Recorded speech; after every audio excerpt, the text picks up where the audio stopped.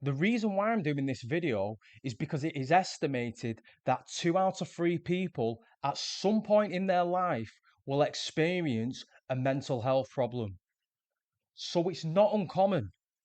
And just like a physical injury, it can happen to anybody, regardless of your age, your background, or your circumstances. And the analogy that I like to use is just like a broken arm needs a sling and time to heal.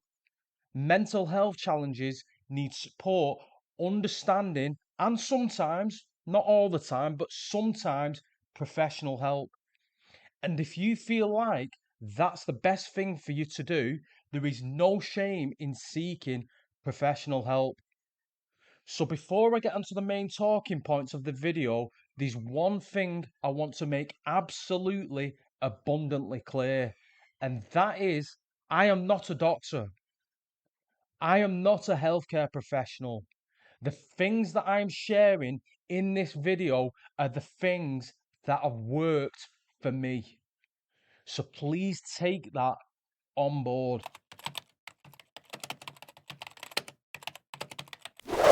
It's quite common to hear people in the fitness community say something along the lines of that the gym is my therapy. And while that might seem completely foreign to some people, there's actually an element of truth to it. Because when you exercise, you release endorphins. This is basically a natural high. And to me, this makes perfect sense because the human body has been designed to move. There's a reason why we have feet. We're not designed to be sat on our asses for hours on end. So, to put it another way, movement is medicine. And I'm not saying that physical exercise will solve every single problem because the brain is a lot more complex than that. But what I can say from my own personal experience is when exercise is done in moderation, it is definitely beneficial for one's mental health.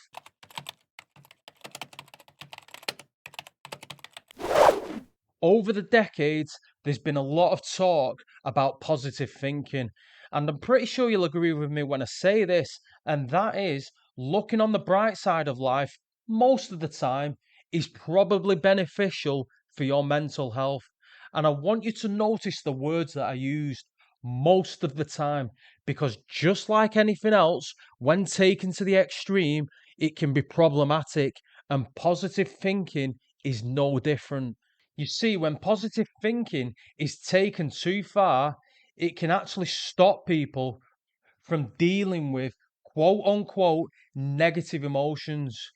It can stop people from addressing difficult situations. So let's talk about some examples of this. So, an example of this might be somebody who's experiencing a serious medical health issue. But because that person identifies as a positive thinker, they just ignore it. They just think, well, everything will just turn out okay. So because they've not addressed that problem, the situation just gets worse. Another problem with positive thinking is that it can actually foster unrealistic expectations because that person identifies as being hyper positive and everything working out. So let's say, for example, a guy starts a business and he expects it to be plain sailing. But after 6, 7, 8, 9, 10 months, that person's not made a penny because this is the reality of starting a business. Nothing is guaranteed. So, because that person identifies as being a positive thinker, when reality punches him in the face, he can't handle it. So, the solution here is yes, be positive, be optimistic, but more importantly, be realistic. Look at the pros, look at the cons, look at the positives, look at the negatives, look at the bigger picture. Imagine you've got a scale, right? And on one side of the scale, you've got positive. On the other side of the scale, you've got negative. You want the scale more on the positive side, but you don't want a massive imbalance to the point where it makes you deluded.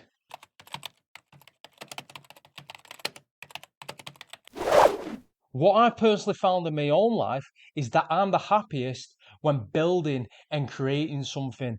This video that you're seeing on your screen right now, I wrote the script. I've done all the editing for the video, and this makes me happy. The fact that I can potentially get paid for doing these videos is just an added bonus. There's a guy that I know, he enjoys DJing. Basically, just getting a load of music, mixing it up, and creating one big track. That's what gives him happiness and joy.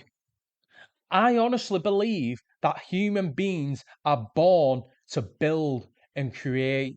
And if you want proof of this, just go outside, go to your local town centre, and what you'll see is that everything is man made. The fact that you are here on this planet right now should tell you something. Two people got together and created you.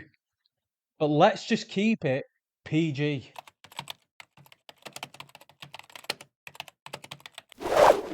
Human beings are social creatures. We're not meant to spend large amounts of time in isolation. And if you want to get all nerdy about it, it goes back to our hunter-gatherer days. Basically, our survival depended on being part of the group. If we, for whatever reason, was abandoned, it would decrease our chances of survival. And some people might be hearing this and be thinking to themselves, well, we're no longer hunter-gatherers. We live in a modern world. But here's the thing. Our brains haven't adapted to the modern world. Our brains still think we're hunter-gatherers. So if we're spending large amounts of time alone, our brain recognizes that as a threat to our survival.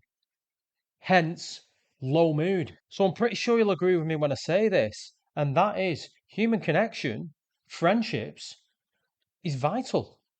It's essential for your mental health. This lone wolf mentality that you see people talking about online is complete and utter nonsense. And here's the thing. You do not need to have 50, 100, 200, 300 friends. You only really need around 5 friends. And in this video here, I basically talked about the benefits of having a small social circle. And one of the benefits being is that the bonds are stronger.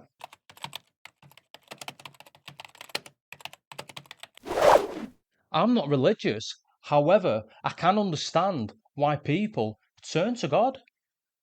It can give the life meaning and purpose. Another added benefit of religion as well is the community aspect of it. When you go to places of worship, there's people there. So not only does religion have the potential to give you life meaning and purpose, but it can also give you a community as well. And that can't be a bad thing for your mental health.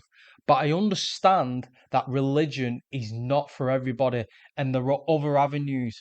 For example, volunteering has been well documented that it is good for people's mental health, especially for retirees, because it basically just gives them something to wake up for.